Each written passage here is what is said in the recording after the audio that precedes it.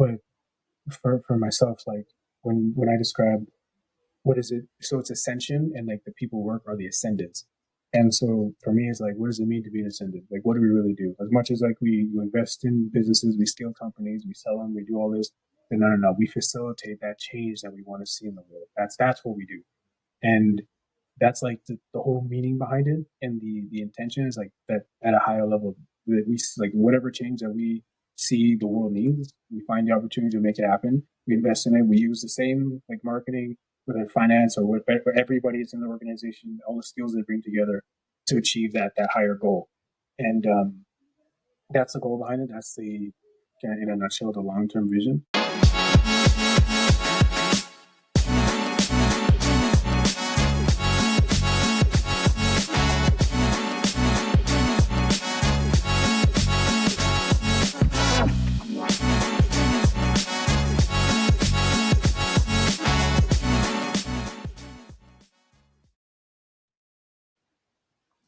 Hello, everybody. This is the next episode of NanaTalks podcast, where we are talking with and about veterans who are owning the business, and we're talking about their transitioning, their stories, and everything connected to it. And today I have pleasure and honor talking to Jevon Ragoonanan, who used to be in the military and now he owns the private equity company. And we had a couple conversations before, and it feels like his story is super interesting, especially everything connected to the transitions. So, Jevon, welcome and thank you so much. Thanks for having me. Pleasure to be here. Sure. And if you're good with that, I'd be happy to jump right into your story. Yep. So, where would you like to start? From your decision to go to the military and then leave Army and start your own company, or from starting the private equity company, which is quite a lot? Yeah, we could start from we can probably start at the beginning, like joining the Army, because like there's, the initial phase of joining, and then there's getting out, and then there's like the going into entrepreneurial journey and lead the private equity. So it's like they're all different like phases, so they kind of work well with each other. Yeah, we could start there, joining the Army. Go down memory lane here. Yeah, how do I describe this? Like, so for me, like the biggest, I would say challenge, I guess. Yeah, I guess you say a challenge. The biggest thing about joining was more of like the culture shock of like now we're in the military.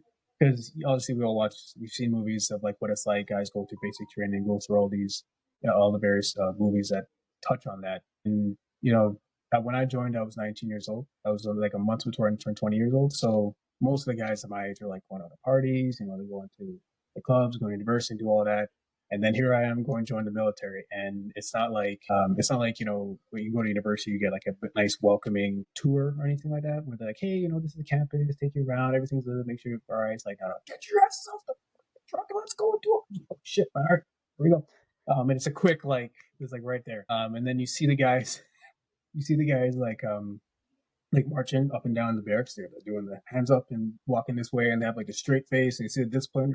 Shit, man, all right, I don't want to piss these guys off. So that was kind of the biggest thing, in my opinion, that transition to, hey, like, it's not like, we're not a movie just watching, and, a movie lasts an hour and a half, we turn it off, and then we go back to our normal life. No. This is, you're in it now. So that, for me, what I'd say was the biggest, like, eye-opener, and the biggest, like, transition piece was that. And then, little things like, you start picking up the habits, you get used to being sleep deprived, you get used to not eating the right amount of time, get used to the constant stress they put you under. They get used to, they'd be like, you have 7 minutes, we'll be outside the mess. You have 7 minutes to go inside, wash our hands, wait in line, sit down, eat your food, and be back out here ready to go wherever we got to go. It's like, oh shit, man, like, now we got to do this thing. And for me, that didn't affect me as much because I eat very quickly. So I would just sit there. People want to talk. I'm like, I ain't talking to nobody. Like, I got to eat. We got to go. Which is that reality where like there's so many things that you get used to, so many things that in a lot of ways you take for granted that they kind of take it away from you. And then simple things like, hey, we can go to eat, and we can sit down and no one's gonna bug us. We can sit down for a whole like 20 minutes and no one will touch us. And it's like, thank God. And then so that was basic training. Now, in hindsight, basic training was kind of easy, but like the hard challenge was like, now you're in the military. Looking back and I'm like, that wasn't hard. And we go to battle school. And battle school was a whole other beast. But how you And decided to join the army at the first place? Like, have you talked to maybe some recruiter or something like that? Because yeah, I do understand that this transitional shock, right, as you described, was quite a huge. But like, mhm. haven't you been prepared? That was uh, just a dream and that's it. kind of yes. So like, I think when I just finished like high school, that's when I was thinking either I was going to be like a cop or something, or I was going to join the military. I was like kind of going one of those two paths. And so once I was like, okay, I'm going to join the military, I applied in, I think it was like February of 2015. And then I got accepted in October of 2015. Like, in terms of like processing time, that was like short. Some other guys took them like a year, 2 years, a year and a half, 2 years to get in. But in that time, like I talked to the recruiters, they get my opinion, they kind of get their feedback and do the research, but they weren't preparing me for it. They kind of gave me like warnings, like, "Hey, you want to join the infantry? Like, are you sure you want to do that?" I can. I was like, "Yeah, we're gonna do this thing." And to tie in back into your question, the reasons behind it, because and this will you'll see this constant theme throughout the military journey, getting out, and essentially what I'm doing now. It's at the time I knew that what I wanted to do in my life was to really be able to make an impact on a global scale. And at the time, I led myself to believe that the military was the best way to do it. Now, could I have done that still being in? Maybe, maybe not. I don't really think so, but it's possible. I done it in the way I want to while I was in. No, and that's one of the reasons why I ended up leaving. But that was like the deep down, like burning flame, I guess you call it, burning desire I had, the purpose behind joining, and I believe that was a way for me to be able to execute on it. Because it is a thing, like obviously the military goes around the world, go training, go here, go there. The only problem is that in the army, you don't do anything unless someone tells you to do it. And the reality is, no one's really going to tell you to do the right thing or do the thing that you truly believe in. You kind of take it upon yourself to do it. Um, but when I was, 18, 19 years old, I was like, yeah, join the military would be a good job. So Um, after a basic training, it still was like that you've been told basically minute by minute what you're gonna need to do. Yeah, throughout the most of the time, yeah. It's well, but that was like after basic training, that was like the intro. And for some people who were not combat arms or not infantry like I was, basic training was like the worst thing they did. And then after that, they were good. But for us, we just get started. Then we go up to battle school, and it's a different beast in a way because we're not completely like basic training. We're civilians off the street, so they gotta hammer it into us. The little habits, little things we gotta do, and once you get to balance school, they still give it to you. They still make your life very challenging, very hard, but it's in a different way. There are things that they don't have to teach you, like they don't teach you how to put on your uniform. They don't have to teach you how to do up your boots and how to teach you how to like clean the stuff. That's already taken care of. So basic training was kind of like that monotonous shit, and they were kind of like really like on you, like your bed has to be folded to the exact 45-degree angle. And they'd take a ruler out, they'd measure it. Or not the ruler. What's the? I think they measure the angle, like the protractor. They'd have it. And they like sit there, like it's not 100%. I'm like, you guys have this much time to like. For me, yeah, probably not. They'd be really picky with that. But in the next phase, they was just it was a whole nother level. So the things that we learned we built on, we didn't have to do as much. But then they added a whole another layer of stuff, and then that was like Glasgow's and infantry soldier training and all that. So that was yeah, that was at that point in my life. I was 19, 20 years old going through that. It's like how to describe this? Like it what for me myself, like I'm 28 now. Between 19 and 25, almost 26, that's when I was in the military. So most of my adult life has been army. So that's all I know. Looking back, I look back on all those experiences, and it's like most people would never even want to join the army. Most people also don't want to join the infantry. So it's you look back and you see those experiences, and they really help to mold you and really shifted you, and a lot of life lessons that you learn along the way that prepare you for things down the road. Little things like discipline, like you and I have talked about this already. Just having the discipline to continue to do what you want to do. When in your army, you have no choice, and they're making your life hell. It's like, yo, man, like I don't really want to do this, but let's just like do our jobs and get this over with, so we can move on. Those are things that like they get instilled to you while you're in there, and then not only that, like the level of like the challenge and the hardship and the fatigue and the how much it just sucks. You're in it every day. I mean, there's no break. So from basic training to bouts, like bouts was a whole other thing. And at that time in my life, I'd never done anything like that. Like the hardest thing, I had played sports, I'd played basketball, I played football, all that, but nothing at the time when I was 20 years old, nothing compared to what to bio school was like. And then Yeah, you that's go through another it. that like level of commitment, I guess. Like, because like when you're doing sports, it also requires commitment, but you're absolutely right. You're not in there 24/7, right? Exactly. In their system, they can do whatever they want, and if you don't play ball, they can make your life hell.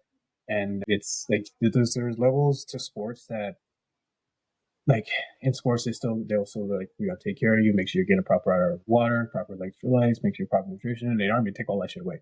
Like you're not gonna have all that, and you still have to be able to perform, and sometimes to a higher extent. And that's the oftentimes that's like the difference between the two. And that's like to go through all that because like I said, sports is my background. So when I was in the imagery, like I was a different beast. I wasn't ready for that. So when you get used to it, you adapt to it, and you persevere to overcome, and then you finally graduate and you're like, holy shit, like I went through all this, all kinds of stuff, did all this training, you've been through all these experiences, and now you finish it and you're like, there were days where, especially when I was like, man, I don't know I'm gonna get through this, man, because it's like I said, in sports things get hard when you're not 24/7, but they're on you all the time, so your life sucks ass all the time. Right. And But so now looking back to the like, to all this basically skills and habits you build up at the army, what would be the major, maybe, the set of skills or again, habits that now we can say that basically army was the main reason now we have them? I would say like this is a lot of them, but yeah, because the army was like I mentioned, it was like life lessons more or less. Because when you get out, the skills don't directly transfer in terms of like say if you want to be a sales job or some IT or something, you don't learn army skills that are going to transfer that, but the life lessons aspect you do transfer. But I would say it's like the discipline, the making sure your stuff's taken care of, making sure you're packed, like staying on top of your stuff. And I'll give a couple of examples. So for myself, like if I'm doing something or when I'm placing things like in my room, I always put certain things in certain spots. And the certain things, like if I'm gonna go somewhere, the things that I go out with go on like one table and it stays in this area and it doesn't move. If it's in the house, it's right there.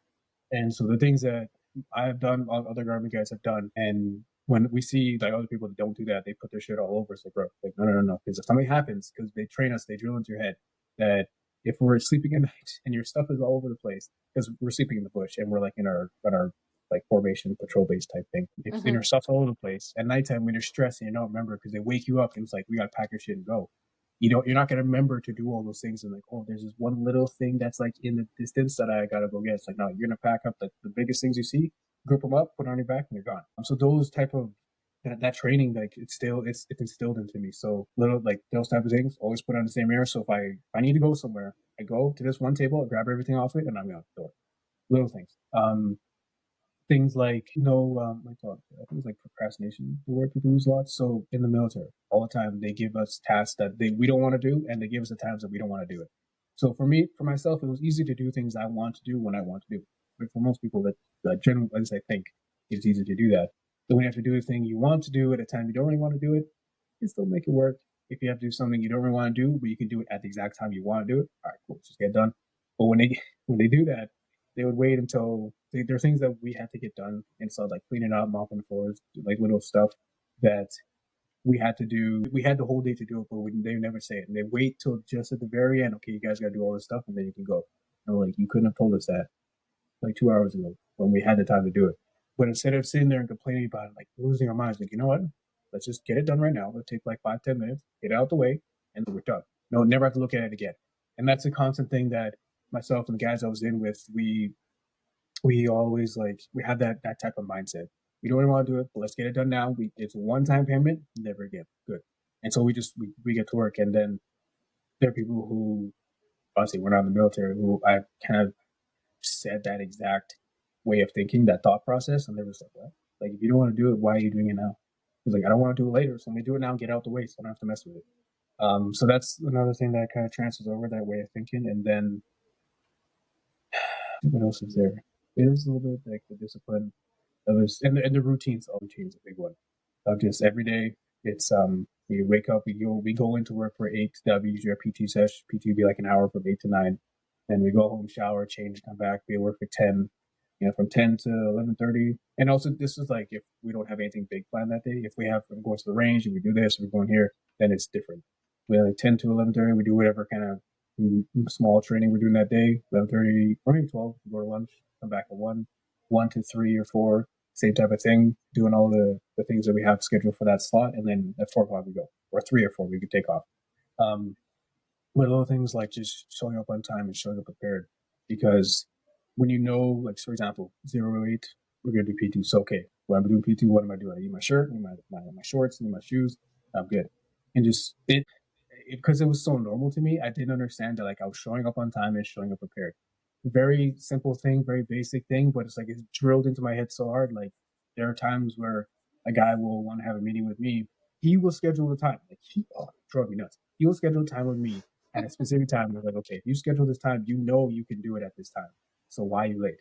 And why are you not prepared? And to me, I'm just, I can't, even to this day, I can't wrap my head around it, because like I said, like army's all like my adult life, that's all I knew. So it's like a fundamental thing. Show up on time, show up prepared, and you'll be fine. You don't have to worry about nothing. Like you'll be okay. And part of being prepared is just knowing, okay, what do we when we get there, what are we gonna be doing? What do we need? We need these. And not only what do you need, but also what do I use? Because oftentimes we go off on training exercise, and it's going to be this type of circumstances, this type of weather. And for myself, like I know the things that I use, I know things I don't really use. So things I don't use, I know I can get away with. I don't bring them. And the things that I use, I make sure I have those, and I'm good. And once you have the thing, you're good. You don't have to worry about it. You don't have to stress. You don't have to like you're fine. And then if for some reason you make a mistake, or you forgot to pack something you didn't need, or if you have to pack something that you did need, you learn from the next time for the next time, and you learn how to like do all those and make those adjustments as you go. Like, and also survival things they put you through, how to endure the elements, especially in the infantry. Like half of our job was not just to go do attacks and do all that. It's just enduring the elements and knowing how your body reacts to the elements, and how they're different levels of stress, different circumstances affect your body. So for myself, for example, if I don't get enough sleep, I know that my tolerance for cold goes down, and I get irritable easier. I'm not really one to really get mad and lose my mind, but my tolerance goes down just a little bit. But because I've been through those experiences, I know like if I'm a little irritable, or it's because of lack of sleep.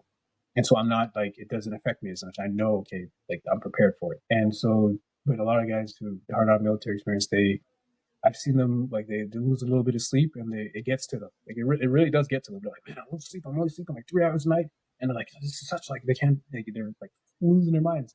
But for me, I'm like, I can sleep. There are so many days like we would sleep 2 hours a night, and we'd be up all day, and then and then we'd get out of the field, and then I'd be like at home chilling. I'd be feeling a little tired, but I'm like, I'm not dying. And I was just so used to it. And then because like that, we did that day in and day out, I didn't even like, it didn't register that we were used to that, and we can still function that way. But then you see really like how much you can still get done, and why like the discipline and the habits really come into clutch, because when you're tired, you're not going to remember that. When you're tired, when you're stressed out, when you're physically exhausted, like when I say tired, I mean like mentally. But when you're physically tired and like you don't haven't had that much food or water, like your alertness and your awareness goes way down. So when you're way down, the little things that you would notice when you're like alertness is through the roof, you're not going to see those things, and that's how things get missed. And then oftentimes that's how mistakes happen. But from being in those experiences, it brings awareness to it. So that's where you develop the habits. Hey, when I'm at nighttime, I need to pack up everything in the same spot so everything's consolidated. So I know even if I'm really tired, if everything's in one area, I'll be good. I don't have to go around looking for things. I don't need that mental, don't take that mental energy to remember to do that. So those are a couple that just come off the top of my head. There's probably Yeah, more. that's quite a lot, honestly. Like, it feels like, or it sounds like, that small thing, but you know, Mm-hmm. that's the major, I'd say, at the end of the day, the top stuff of Mm-hmm. thing that you're using. But we've talked to one of my previous guests was John Vargas. He's still serving in the army, and we've talked about this, preparation for transition back to civilian life. That it's really great when you have the exit plan or strategy or something like that. And he mentioned that, in his opinion, what is the most important to make sure that you're gonna choose your way to your life based on your personality, based on your gut feeling, but taking into account all these routines, all these habits that army basically drilled into you, as you mentioned a couple times, how hard or easy it is to keep your personality and to build up that exit strategy based on your personality? That's a good question. To an extent, it is kind of simple because, like I said, the army drills those routines into you, and those routines are kind of just like a template or like a framework or a formula, and you can, but they're like, so imagine like the routines are like your daily schedule. They're just kind of blocks, like time blocks that you get used to. And I didn't know this, but that's one of the higher or more sufficient productivity tools, is to like time block stuff. But you use those time blocks. From this time I'm doing this. This time I'm doing this. So even if a day wakes up, say early on, like PT like 08 to 09, even if a day where like it's a rest day, that's still the time block where it's slated. But I can switch in another activity in there. So let's say it's transition time, you want to get out and you want to maybe just take some time to prepare. What am I going to be doing when I get out? You have that time block. So like, okay, I'm just going to do it at that time.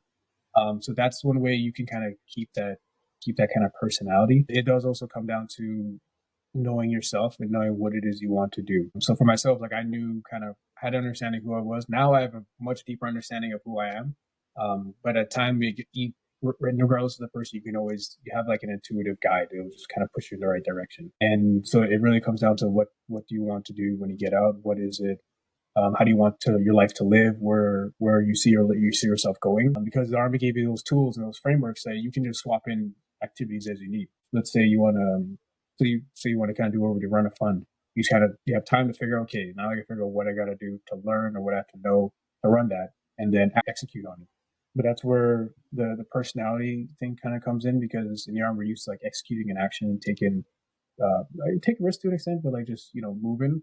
And it's classic thing when you're on a patrol or you're navigating to a certain point. I've always asked myself that question, like, where's the objective? It's over there. Okay, that's where we go. So that type of personality carries over. And there are guys who have asked me, like, how do you can like separate what's like the noise and they can go after what you want. I was like, I don't know. I just can't.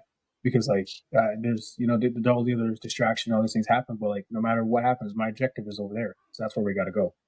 So that, like I said, that personality transfers over, and it really helps. And then so once you switch in the things that you want to do and know you want to do when you get out, and once it takes over, you're gone. So that's in my opinion. I don't believe like the personality will change as much. It's just like the actions that you're taking really kind of change. But that's from my experience.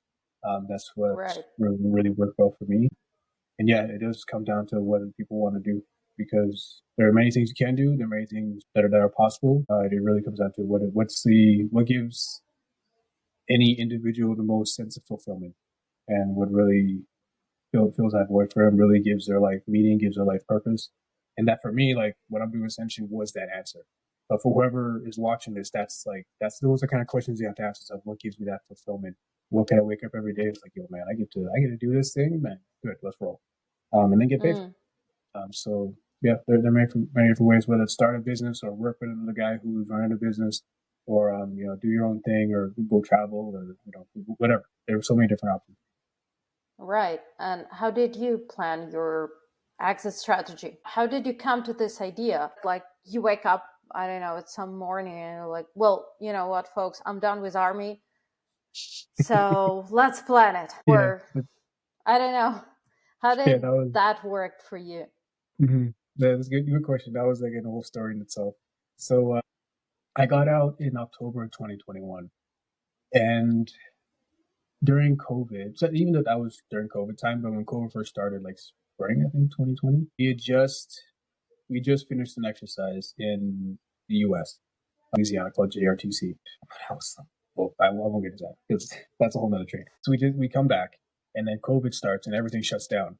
And I was like, at the time, I was like, thank God, because like we just did a whole bunch of army training, all this stuff, and I was like, I needed a break. I was like, I don't know what to do this right now. So when that time first came, I was like, thank God. But then I realized I had so much more time. I was like, I got to continue to do something. I didn't know what. And so at the time, one Mm-hmm. of the things I wanted to do was to learn Spanish. Even now, it's one of the things that's taken me longer to learn because language is not really my thing. But it's one thing. It was kind of like the first step in adopting like a growth mindset, growth mentality, and that was spring, like March, April, maybe May into June. Then I go, I forget, I think summer leave comes around, and I came back. And one of my friends at the time, he worked not at the time. He's still a very good friend of mine. He was a mechanic, and he knows so much about cars. Like I learned everything I know about cars today. Like as an apprentice mechanic, I learned from him. And so I kind of was at that point of like, I'm learning a lot more Spanish, but I want to keep learning something else. And I told him like, hey, when I come back from summer leave that first day, I'll be there. Well, you teach me, whatever you got to teach me. And that kind of was that next step in that growth journey and that growth mindset. And it was, I remember I started working on cars, started talking, and he had more of a business mindset before I did, even though I realized mine's like really strong, really powerful. And I've had it the whole time, but I wasn't aware of it. But from just kind of hanging out with him, and he sees he wants to do his business mindset, he wants to do this, want to do these kind of deals. And that's when I started to really start to think like empire, like, hey man, let's do something massive. Let's run shit. And those ideas, and the reason I bring this up because there's a time I remember when I first started to have these thoughts go through my head. I was sitting in my car, and there's a show. I think it's Narcos Mexico. And there's a scene where the one Lord, leader, whatever his name was, he united the plazas in Mexico to bring them under one banner or one organization, and that's became, I think, it's the Mexican cartel. And at the time, like when I was thinking about all these things we could do, it kind of felt like that same moment. Hey, we can unite all these things together and bring one like massive like empire kind of thing, quote unquote. And I was sitting there, I was like, man, shit, that's good. I could do some of that. And so I shared it with him because he has a business mindset. He recognized it right away. He's like, yo, man, this guy, he didn't know it at the time because I never really showed it. But he's like, man, this guy knows what he's doing. He could have that. And that's when the ideas of the opportunities that are waiting for outside the army start to like really creep in. Or not creep in, but they really start to like get into my head. And then this lasted, say, like a week or 2 weeks, to be honest with you. It was quick. And I really started to think, and there's one day, So that um, was really like boiling inside of you, yeah, it right? just starts Right like this. away. Yeah, it did like little by it was like a journey, and I started to build up, build up, build up.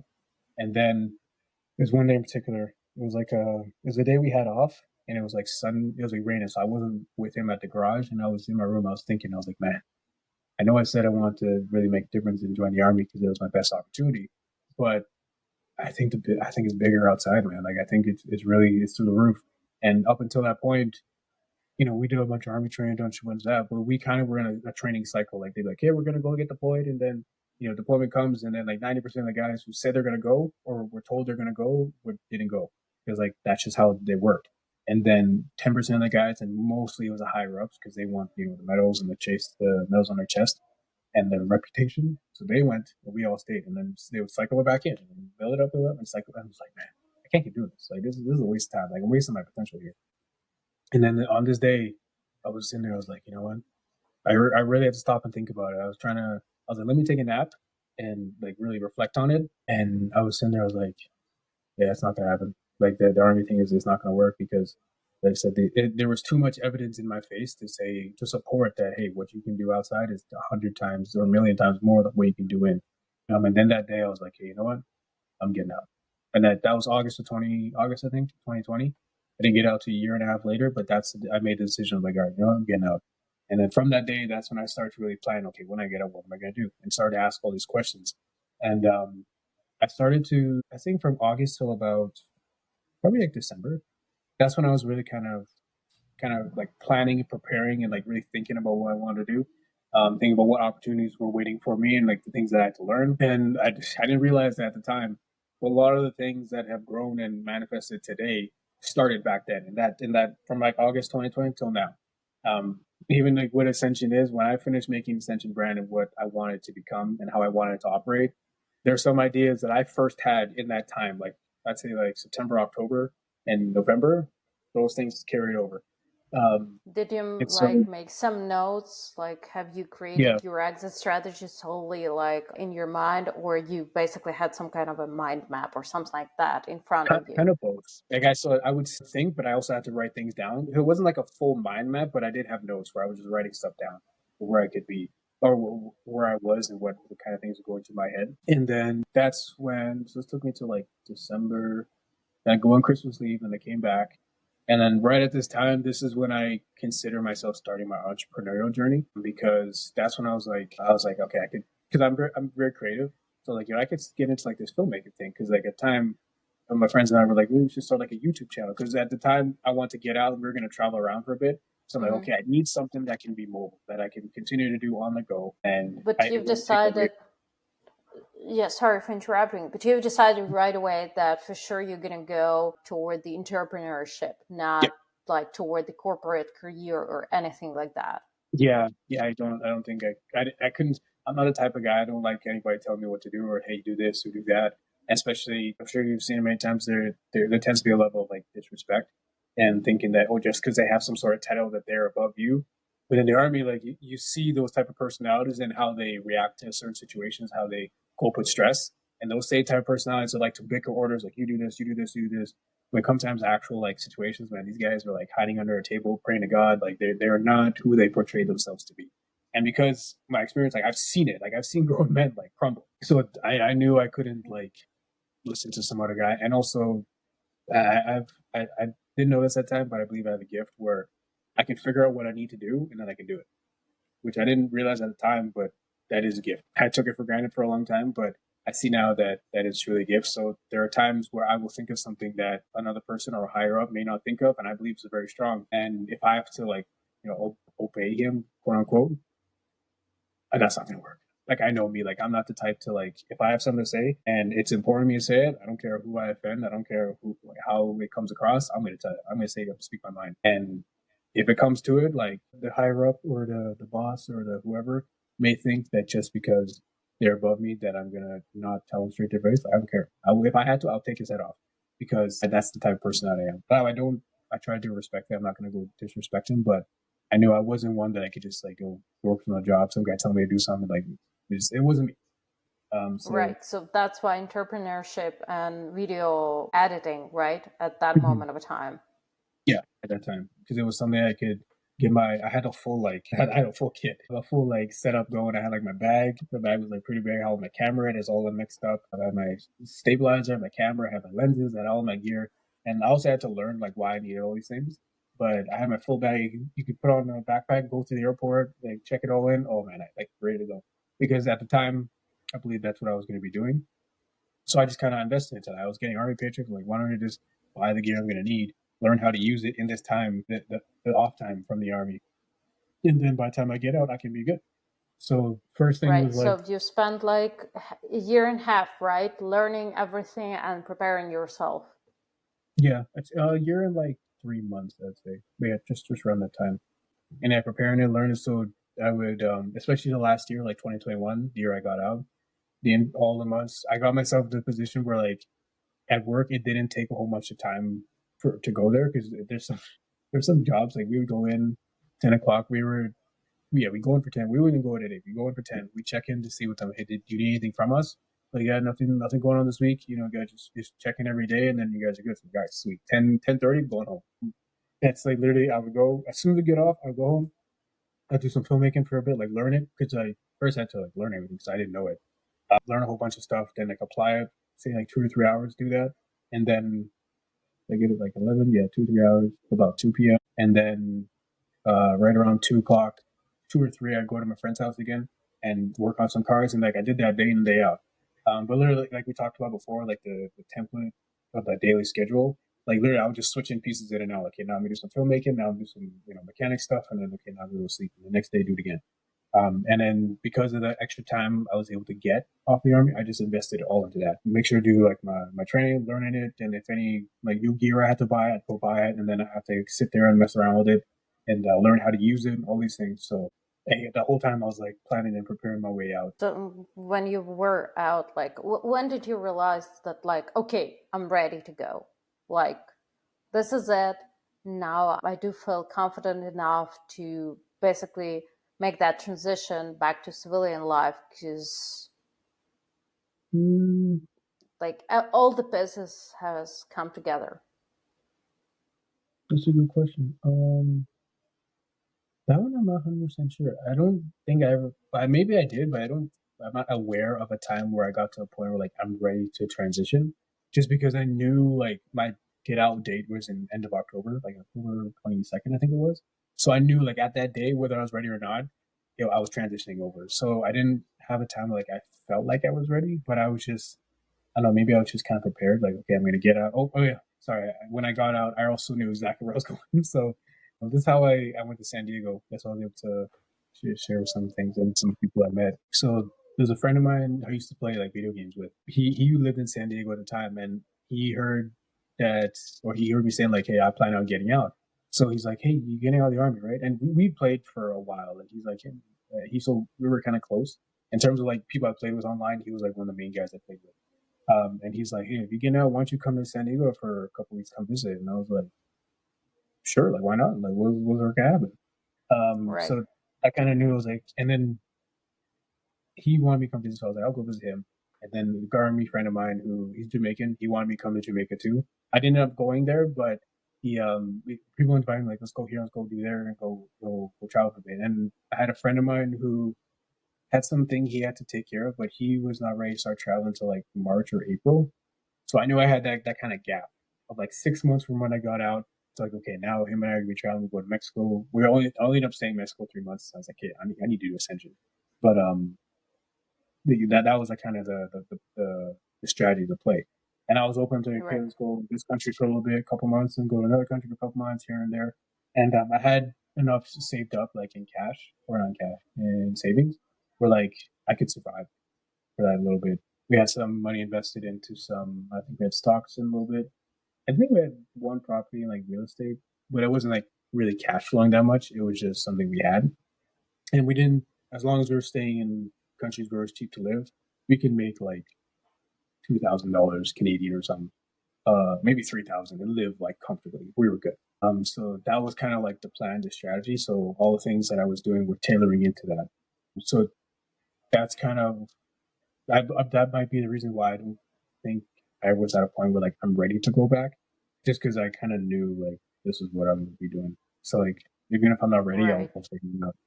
Um, but yeah, I'm But how sending did the next transition like took place? So from the military to civilian life through the video, like you. production, recording, and editing, right? But Yeah. now you're owning private equity company, and Hmm. that's quite a leap as well. From the Hmm. video editing to private equity, there is a huge distance.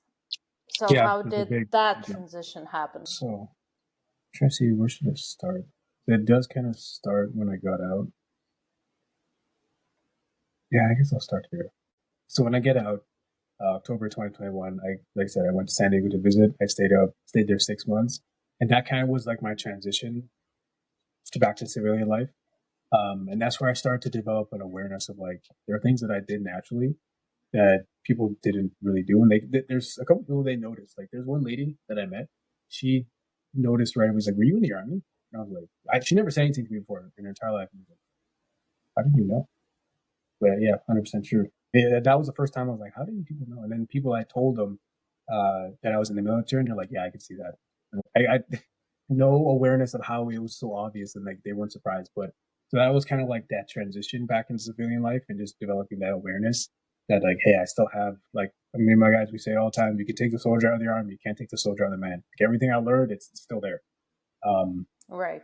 so yeah, just kind of getting used to it and getting used to, I'm gonna describe it like kind of understanding that the trials and tribulations, the challenges that I went through are not very common. They're a very small percent of the population that are willing to do that, and so that was kind of like my transition period, and just getting used to it. Because some of my friends, when I got out, when I went to visit them, they kind of told me like, "Hey, when you first got here, you were like, let's go, let's go, let's go, let's go." And then as you got more settled in, as you got used to it, you kind of chilled back a little bit. You took it easy. Not that I was like not getting things done, do what I want to do, but I didn't have the same kind of military attitude about me, or military like kind of approach, or like aura, I guess you'd call it. So it took time to phase out. I wasn't aware that it phased out, but the guys who were around me, they saw it, like it slowly phased out. And so I do believe that was kind of like my transition period, getting out. That was kind of like that 6 months that I needed. And then now we go into the ascension part. So when I was in San Diego as a filmmaker, I was finding gigs here and there. I was getting smaller, not insanely big, but using what I had to get some gigs. Did some cold outreach, some outbound. Meet some people and all this. But the marketing and the branding thing was one thing I did not understand. Like that, I think it's kind of ironic because Now the marketing brand is one thing I'm really, really good at. But at the time, didn't understand it at all. Not even like, not even a little bit. I was like, man, what is this thing? And so when I left San Diego, I went to Mexico. And right as soon as I was there, I immediately missed the US. Like the whole time I was in Mexico, I was like, man, I miss the United States. Like, I don't know what it is. Like I just, because the opportunity that was there, it's not that there's no opportunity in Mexico, it's just not the same. And I was like, that's when I start to really kind of sit there and be like, man, I really want to go back. Like if I had the opportunity, my friend and I at the time, I think we planned on staying in Mexico for like a year, I think. And then within like 2 weeks, I'm like, I'm not staying here. I'm staying 6 months. And then little by little, it got first. It was like a year, then it was like 9 months, then it was like six, then three, and then like little by little, just shorter and shorter. Because I knew I could just feel like this was not my path. Um, Mm-hmm. and so right at that time, that's when I got exposure to marketing at the highest levels of the games. Like the guys I was learning from, these guys, either themselves or net worth, their company sales, their top line revenue, like they're all 100 million plus. Like that was like their starting point. I was like, oh my sweet Jesus, man! Like, what are these guys doing? Like, I need to know this. And so when I got that exposure, and I didn't realize it at the time, but that kind of market now is like that's when I began my private equity journey. Because private equity, you got to know like business inside and out, especially marketing, like how to bring those things out, stack them on top of each other. But again, it's that later. Uh, and that's when I really got the exposure to it. And that's when it was like every day I was just doing, video trainings. I'd say if it was like most of the times they're like an hour long. For me, it took me 2 to 3 hours for every hour long. It took me 2 or 3 hours to go through it because I'd always stop, take notes, write it down, and they would say something that like blow my mind. I'm like, oh my god, that's like brilliant. I never thought of that. And then kind of reflect on it a bit. So I gave it for every minute of time that I had 2 to 3 hours, a lot to really go through it and to be thorough. So not like I'm rushing through it just to finish it and um, then I don't remember anything. It's like no. Once I go through it, like I have pretty good understanding. So that kind of yeah, that was all of Mexico time, all of that. And at the time, it was like end of July 2022. Came back to Canada, and I knew when I came back that my intention was I didn't know it at the time, but it was ascension that I wanted to build. I knew my life was not in mess in pieces, but it was not put together the way I wanted it to be for the future. And I could feel it, and I was like, I know, like I have to make a sacrifice. I have to go back, and I have to like be in a place where I can completely like just tune everything out. I have no distractions, and be able to just like I'm doing this. And so that kind of transitioned me over when I came back.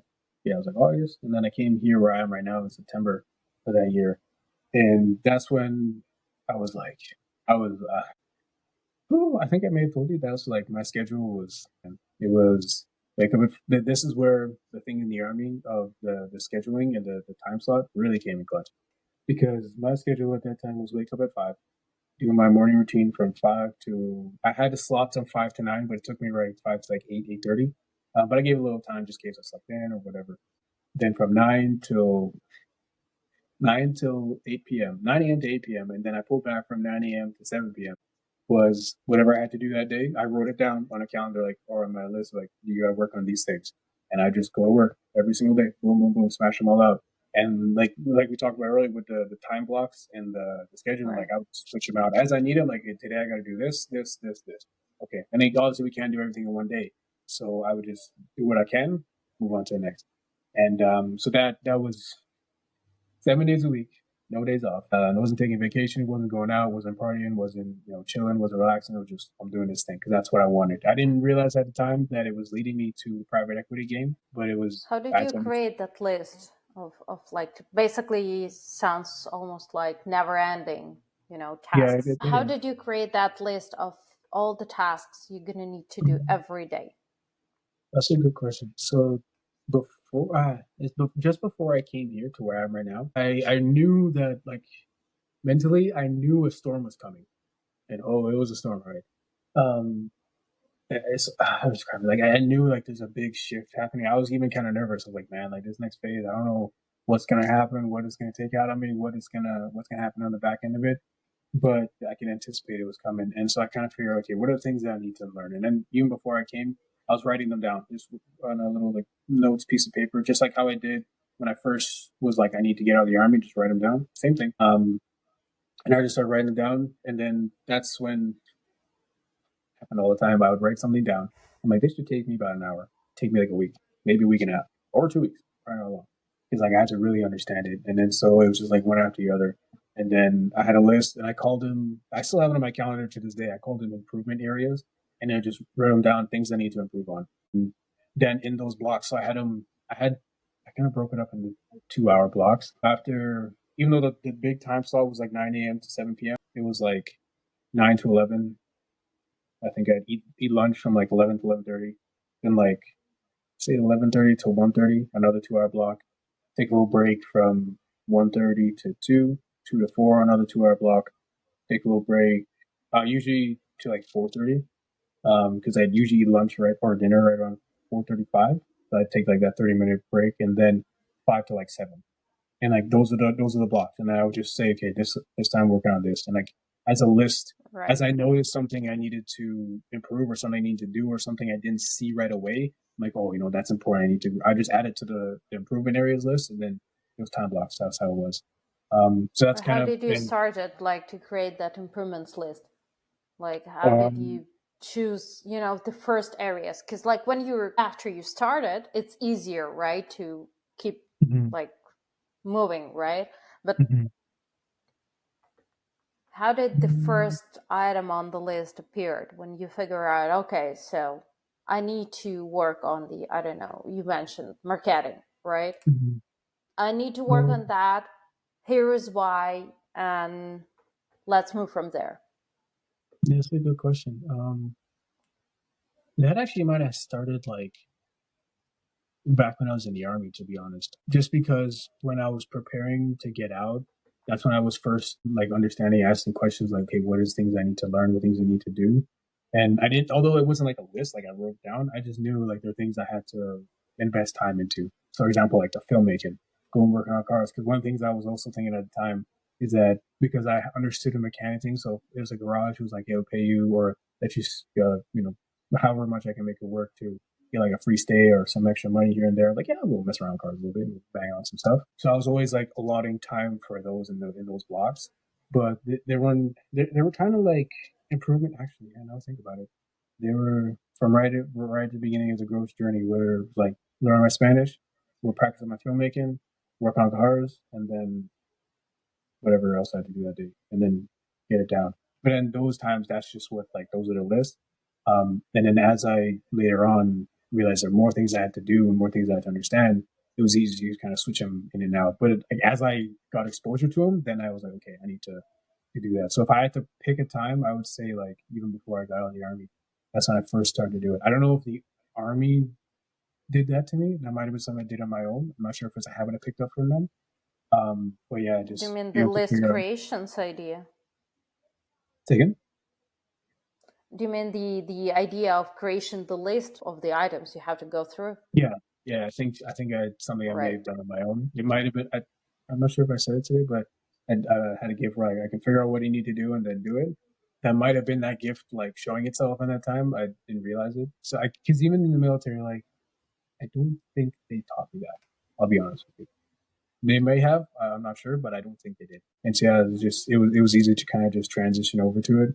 But that was when I started to create that list and wrote it down. That's when I was like, first time I made a specific spot on my calendar, and it's there to this day, where I wrote it down. Say, hey, these things are things you gotta work on. Even to this day, now that I'm past like the big storm, like the really big storm, there's still things on it that I have wrote down. Like every day, if I don't have any like big meetings or anything crazy big to work on, I want to get better in like these 3-4 areas, or just like think about them or work on them or just get more exposure to them. And yeah, so if I do like 2 or 3 hours, and that's still being a productive day. But I do believe like it first started to like formulate back when I was in the army, and then really started to put together when I was here doing that. Right. So yeah, So through these routines and lists, how did you get to the private equity company? back to the story. So let me see, where did I left off? Oh, the list. Okay, learn all things I need to do. So that took me to September. I think like so at the time, marketing was the thing I really started to understand, because the guys that I learned from, they had spent so much time really cultivating and understanding at such a deep level, and I was already starting to pick up on the fundamentals that apply to any business, no matter which one it is.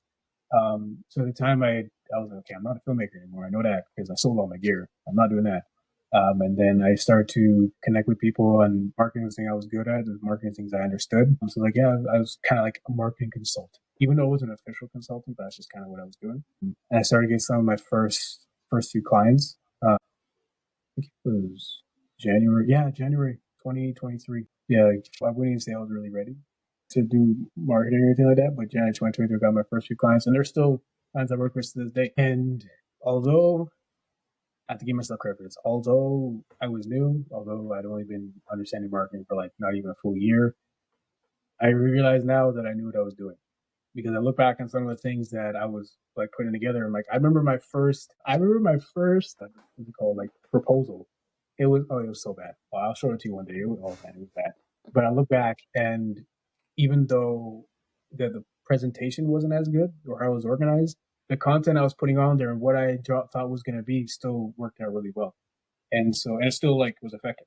So um, Well, packaging important, but like, if the content yeah, what I was isn't saying was, there. so I was able to get my first two clients. I think I got a third one just after that. I mean, at that time, that's when I was like, I really want to make sure I do a good job. So like, I could try and force get more, but like, I knew I wasn't gonna get paid that much. Like, I was paid a couple $100 a month, but I was okay with that because like I was new. I knew I had a lot to do. No matter how good I was, I had so much better to get at.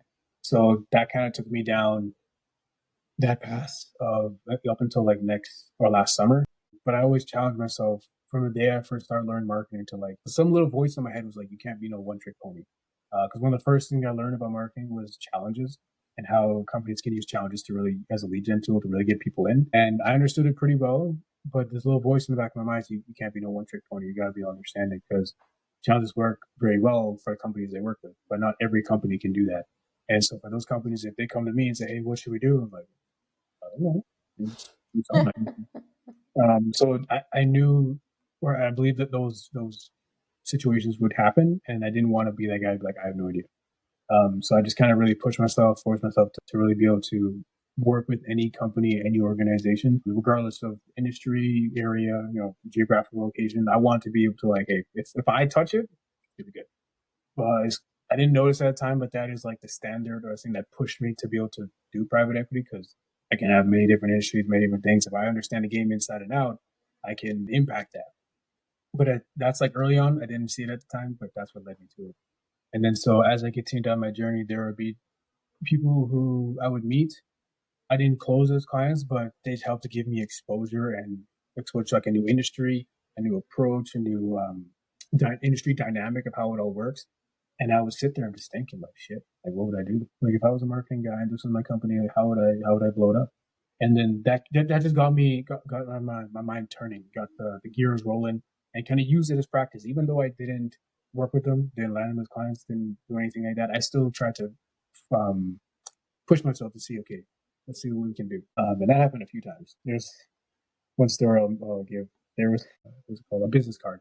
And it's called like a smart business card. You probably heard of them. The ones where you tap instead of like take the card and you give it to them. They Right, just tap, right. they scan it, and do it. So I got one of them, and I was looking at the business card. And it looked really nice. Like shit, that looks good. And I was like, let me look at this company because I looked them up and they're doing like 2 million, maybe 5 million at most, in revenue. And because I Mm-hmm. understood the game so well, because like the guys I learned from, they were like top tier. So like even though I didn't have the credibility and reputation that they did, I had the knowledge and understanding that they did. So like, let me test it out, see if it works. I took a look at this guy's company, and I was like, man, there's this guy sitting on like if I remember correctly, like a multi eight figure opportunity that I exposed just by looking at it. On the outside looking in. Like I'm not in the company, I don't know what's going on, and I was on the outside looking in, and I said, remember I sent him an email. I was like, hey, I got your card, I really liked it, but have you guys tried this and this approach to run this in here? And then literally like the same business kind of metrics. If you run it on a subscription based model, you'll depending on the amount it takes to make the money or make the card, you'll make it all back in like the first. I use a price point, but actually I forgot about the profit margins. So an even shorter amount of time. So like when that first like 6 months, you'll make your margin back. But because you're on a yearly thing, a monthly subscription, you can just add more people on it, and then it could stack up to be a multi-figure revenue stream with that one thing alone. Then you're stacking that people on. I sent this all to him and sent it in an email. And like at the time, I had HubSpot tracking, so I could see they open the email and then they open it a few times and like And then that's when I'm like, okay, then I got their attention. And I sent them another one because like that was like a 60, 80% or 78% like complete. Then I took another look at it again, and I saw even a better opportunity. I sent it to him again, and then I go to my first business conference ever, which is the Vault in 2023, and he was in. Funny enough, he was sitting in one of those seats, and a guy I met sat beside him. Was like, "Yo, you know what the guy who owns that card? He's here." I'm like, "No, no way. Are you serious right now?" Like, because like in my head, I'm like, I sent him that email. I'm like, "Hey, you remember that guy that sent it to you? That was me." So long story short, I go to him, I meet him, shake his hand, and we didn't end up doing business together, but the main takeaway I got from that is because when I went to him, I was like, "You remember that email? That was I sent that. That was me." He was like, "You exposed a big opportunity in our business," and that was when I really started to recognize, like, "Hey man, you know what you're doing." Like as much as like I was new, I didn't have the same like the same reputation, same credibility that other guys I learned from had. I knew what I was doing, and it showed. And for me to look at a company, I didn't even like I wasn't trying to. I was just like openly, no expectation. Let's see what happens. And I just so happened to run or expose a multi 8-figure opportunity for them. And I think they're doing it to this day, if I'm not mistaken. I haven't checked, but I think they're doing it. And that's so these kind of moments, they all kind of built on each other to really build like a mountain of evidence to kind of show like, hey, you know what you're doing. You're good enough to be able to do private equity. Well, or I didn't know private time, but you know what you're doing, but you can touch any industry, any business. And then that kind of, and there are many other stories that I can go into, but I won't get into all. Because like this happened on a routine basis last year. Like I mean, a guy who was so big opportunity, and I would see what I could do better, make the improvements. And I see another thing too. It just compounded, and then so it led me to March of this year actually. So before March of this year, I wasn't even thinking private equity. It wasn't even not even in my mind. So I just I just finished my most recent plan at that time, full marketing strategy for a guy, and he was blown away. He's like, "Man, I'll pay you like 25K a month. Let's roll. I want to do this thing. I want you to be my fractional CFO." I'm like, "All right." Because sorry, I forgot to mention early in the journey, I was like a marketing consultant, and then in April Mm-hmm. last year, I met a guy who he asked me to be his CMO, even though I wasn't like aspiring to be a CMO, like I want to be a CMO. But that's just kind of the path it took. I accepted it, That's the and chief marketing officer, right? yeah, chief marketing officer, yeah. And then so when I accepted that, that bumped me into the CMO role because I wasn't even a C-suite. I didn't consider myself a C-suite. Um, then then I had to understand what a CMO even does because I didn't know. And now that I have a good understanding of it, I see what the CMO is actually responsible for and how important it actually is, which another reason why I can do the private equity thing. Then I understood like, okay, this one guy didn't take me very long to get him set up. Maybe I could be a fractional CMO. And even now that's kind of what I'm doing on the side. Fractions that put me into crazy how it all works. Punch me into like these fractional communities.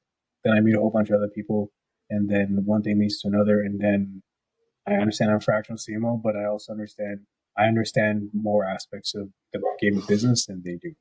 Some guys, some CMOs, like there is the people I've met who are a VP of marketing. I'm not going to say this person's name because you can very quickly look them up and find it. They were a VP of marketing, and all they understood was content marketing, and more specifically blogs. That was all they did.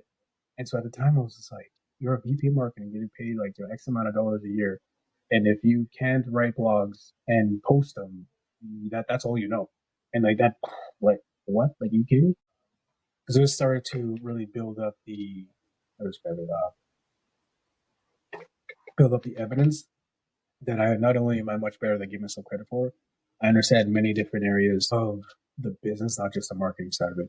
Because a lot of marketers, they get confused on how marketing pertains to the business. They think, well, we're just going to make a whole bunch of content and post it and do all this. Like that works, yes, but how does it serve the business? You know what I mean? That's a function of it. And I had several people tell me that you're not just a marketer, you understand business as well. And like 5, 6 people in the span of a couple of weeks all told me the same thing. I'm like, okay. I see their point. They're onto something here. And so that kind of led me to early this year. Then this is how it started. The lead of private equity. It actually, I say March. That's when I was going down my most recent official transition, but it actually started in January. So I went to Jamaica with a friend of mine. When I came back, like I said, I had a list of things I need to Your recurring theme. I listen to things I need to do. Like I need to get these things done. I want to get done by like mid-February, and I'll be good. One of the things I had to do was update the brand.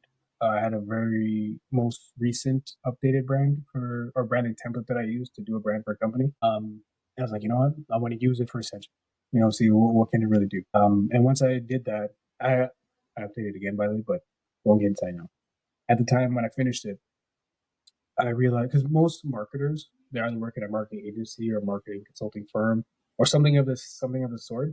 They're not really like a big massive like usually something in those areas. At the time when I looked at the brand, I was like, that's not a marketing consulting firm. That's not a marketing agency. That's none of that. It didn't. And there was a time I was like, that's not even really that much marketing specific. Even though marketing and branding is what I'm really good at, when I made the brand the way I truly wanted it to be, it was not what normal marketing is. So I remember looking at it and I was like, I don't really know what it is, but I had to just make myself more open to the possibilities of what it can become. And Right. so that was January. I think it was like 2 months before the private equity game really started to sit in my head. And so that's what started. Then in March, to kind of bring it back full circle here, March is when I finished my most recent marketing plan for a guy. And like I said, he was like, okay, 25K a month will be good. And I still know the guy, even though I'm not doing it in that way. I'll still help him consult, but I can't do that because I'm doing Ascension. That's when, so there's a book. I don't really want to say the book. I'm kind of like to say it. Well, I won't say the name of the book. There's a book that really good marketers that they read. I finished half of the book before I went to the business conference last September.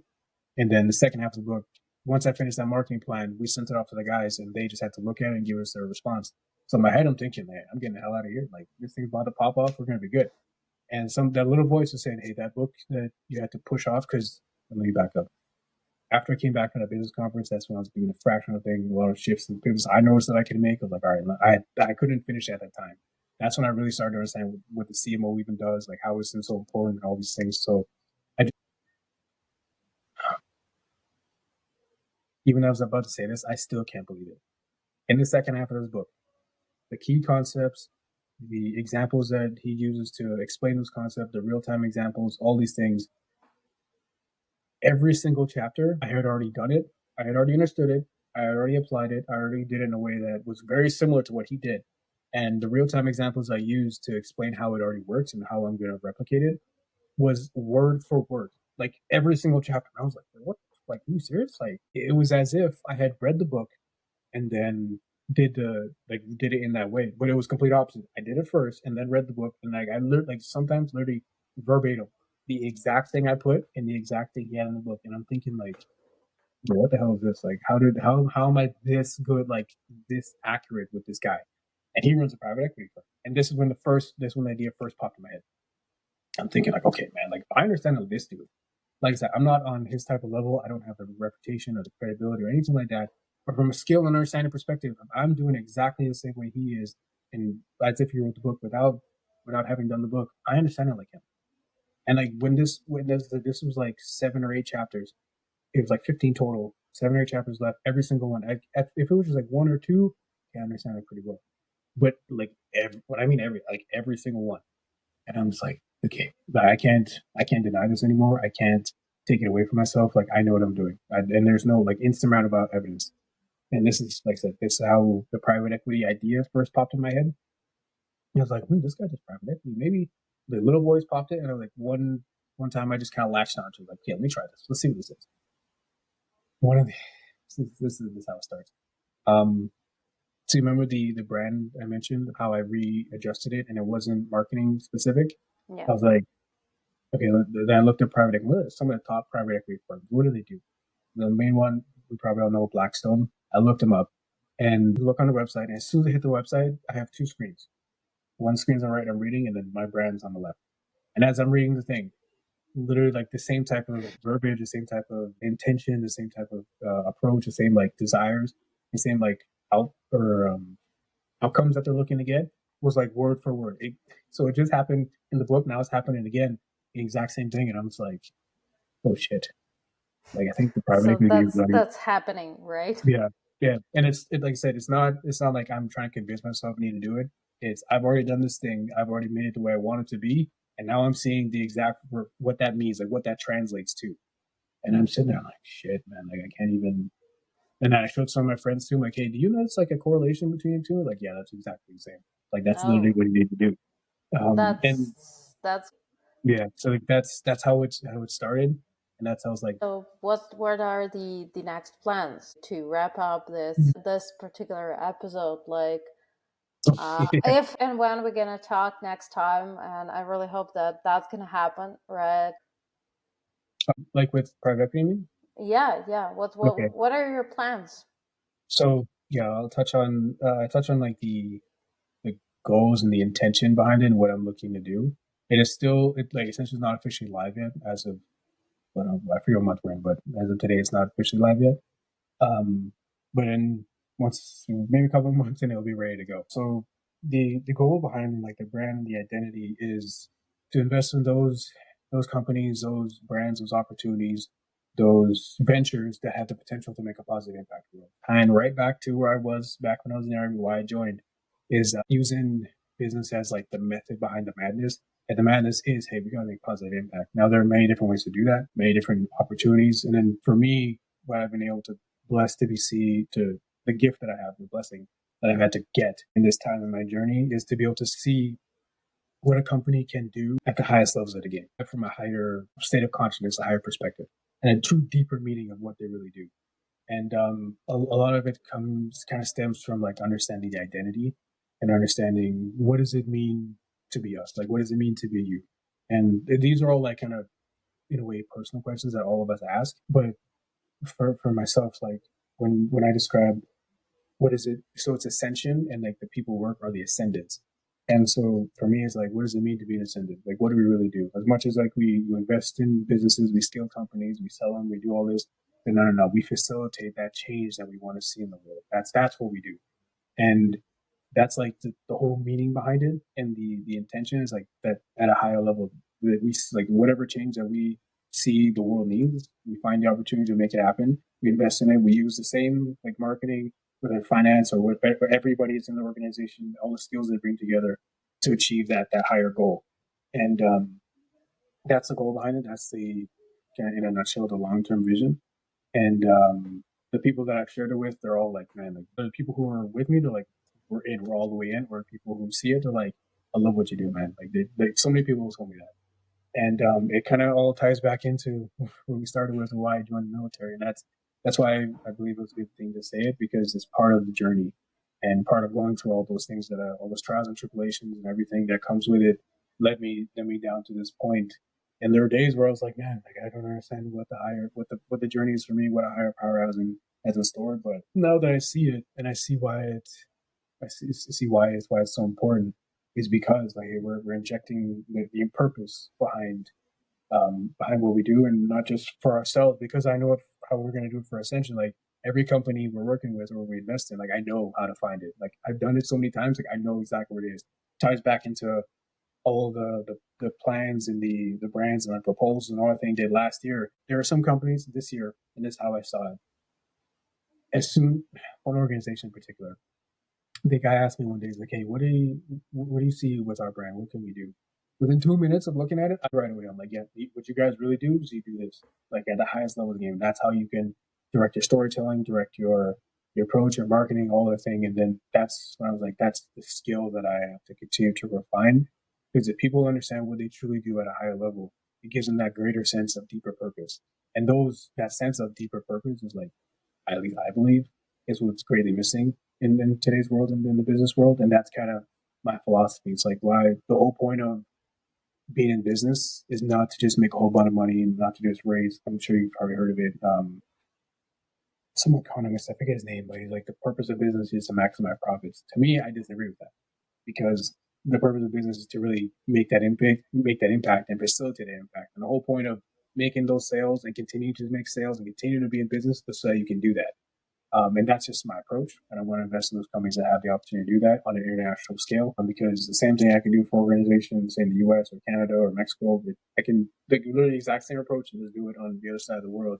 And because I said I'm serious about having that impact around the world, I had to make myself more open to understand that, like, hey man, your journey's gonna take you around the world. You gotta be ready for that. Before I used to be like US, US, US. I'm not that way anymore. But that's kind of the goal and the aspirations, and it's something I truly believe that I'll do probably until the day I die. Just because not only is it's so directly woven with my identity, who I am, Right. and like my meaning to be alive, my meaning to live, like my definition of the meaning of life. To really, I'm sure you probably heard this, like the true definition is to take something negative or something bad and turn it into a positive. That's like the meaning to live. It's so simple, but it's so many people miss it. And to be able to do that, I don't see myself really changing that at all. And like to really make not just because there are some companies who can always make that impact, but if they're with us, their impact can be 100 times greater, and that's what I use it. So imagine like there's an asteroid coming in, and some asteroid they make impact with the ground, but the crater is like very small, like this. You barely see it. I want to take Right. that crater and send it to the moon, like make it as big as possible, make it like what was that asteroid that killed the dinosaurs again? Like the whole like around the world type of thing. That's the type of impact we gotta have, because like at least this, like I said, this is my philosophy, my perspectives. Like if we're not like transforming lives, if we're not really helping others, like what are we really doing? We can make all the money in the world and do X, Y, and Z and get all this fancy stuff. Like we're not transforming lives. Like why are we even here? Yeah. So many people transform my life and where I can go, and now it's like my responsibility to do the same as well. And That's that's what I great really, mission. yeah, I That's greatly appreciate that's it. that's absolutely amazing mission and Mhm. goal, and I really, really wish you all the best. I really hope that it will everything work out with your company, and I'd be happy to see you once again in a year, and we will be able to talk about all the companies you've invested Mhm. and help to build up their future. Yeah, Thank you so much for being with me today. It was a great pleasure and honor. And thank you for having me. have an amazing day. Thank you once again. Yeah, bye. Okay, done.